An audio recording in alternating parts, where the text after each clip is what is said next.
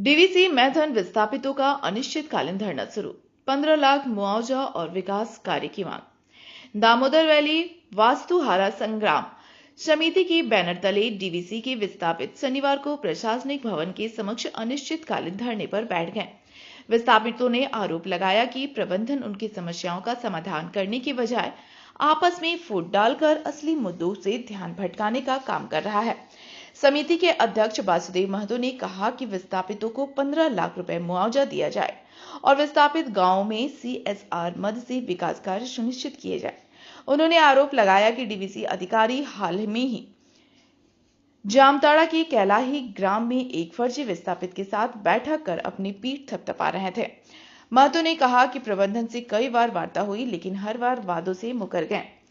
धरने को समर्थन देने पहुंचे कांग्रेस नेता सुधांशु शेखर झा ने कहा कि डीवीसी ने विस्थापितों को केवल धोखा दिया है। जिनकी जमीन पर डीवीसी की परियोजना खड़ी है, वे लोग 57 वर्षों से हक और अधिकार की लड़ाई लड़ रहे हैं। उन्होंने कहा कि प्रबंधन मुद्दों को सुलझाना नहीं बल्कि उलझाए रखना चाहता है। डीवीसी का वादा खिलाफी के चलते डीवीसी का जमीन एक्वायर से आज तक विस्थापितों को न्याय नहीं मिला। बहुत लड़ाई लड़ने के बाद 78 में विस्थापित का एक पैनल बना। 78 से टोटल मात्र 150 आदमी को नौकरी मिला। वो भी 100-150 आदमी को माइनस करके फर्जी विस्थापित को घुसा दिया। उसमें जो सुप्रीम कोर्ट का निर्देश था, पैनल तो रिकास्ट किया as per qualification and as, DVC नहीं किया, मनमानी किया। मेन मुद्दा डीवीसी न सुप्रीम कोर्ट को बात मानता है, न डीवीसी का ऑफिस सर्कुलर मानता है, न विस्थापित के साथ जो मीटिंग होता है, मिनट्स बनता है, उसको भी नहीं मानता है। हम लोग का आंदोलन खत्म हो गया।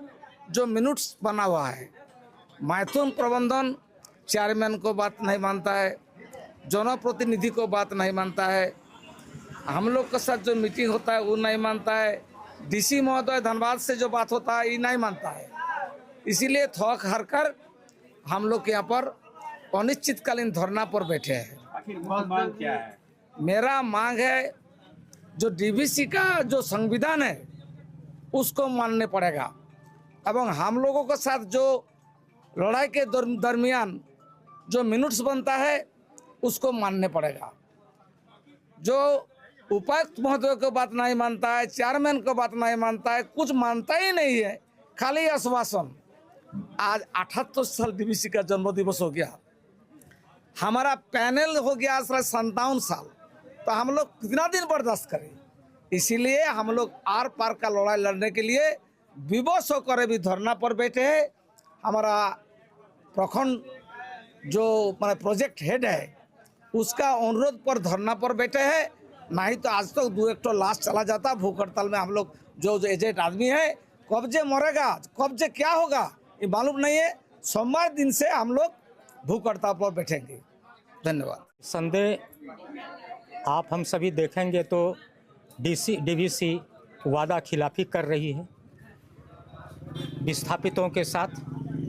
डीवीसी ने जो मिनट्स बनाया, डीवीसी का प्रोजेक्ट हेड और चेयरमैन ने जो मिनट्स और इनके साथ जो एक समझौता किया, उस समझौता को पालन करना डीवीसी की नैतिक जिम्मेदारी है कि आपने जो अपना मिनट्स एक जो समझौता किया है उसको पालन करें। यही नहीं, ट्राइपार्टाइट मीटिंग हुई जिसमें डिप्टी कमिश्नर धनबाद, ये विस्थापित प्रतिनिधिगण और डीवीसी, इन तीनों ने मिलकर एक समझौता किया, जिसके बाद 20 लोगों को नौकरी डीसी के इंटरफेरेंस के बाद मिला था। लेकिन आज की तारीख में आखिर डीवीसी इतना कुंभकर्णी निद्रा में रहकर सोई हुई है और जानबूझकर इन लोगों के साथ अत्याचार कर रही है। और हम ये कहने के लिए आए हैं और हम ये बताने के लिए आए हैं कि अगर डीवीसी नहीं चेतती है, डीवीसी अगर इन लोगों के साथ, डीवीसी का चेयरमैन, मामला बहुत छोटा है, डीवीसी को आगे बढ़कर ये चाहिए था कि चेयरमैन के साथ एक डेट मीटिंग फिक्स करके इन लोगों के साथ वहाँ मीटिंग करके इसको फॉर ऑल टाइम आज एक निदान निकल जाना चाहिए था। लेकिन ये जानबूझकर ये लोग नहीं करता है। इसलिए मैं ये कहना चाहता हूं कि इन लोगों की लड़ाई में न्याय का हक मिलने तक हमारी लड़ाई ये जारी रहेगी और हम इनके साथ हैं, अंतिम दम तक साथ रहेंगे। यही कह के ये करते हैं।